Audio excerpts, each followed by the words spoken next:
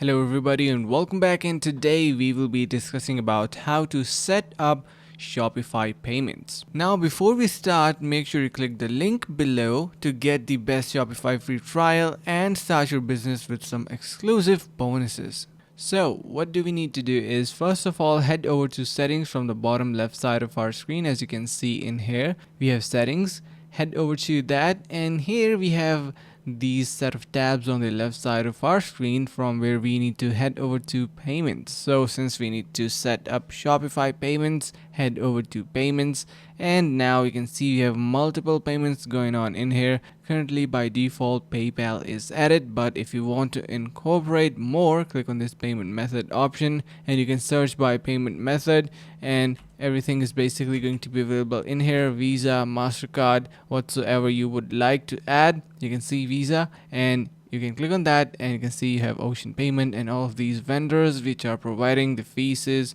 and all that stuff. So you can also head over to search by provider to search by provider if you know any, and you can see that's how you will be able to add Shopify payments. So quite simple and easy. Make sure to give it a try. And that is pretty much it for this video, and hope this video was helpful. Finally, make sure to click the link in the description below to take advantage of our exclusive Shopify free trial to start your business right away.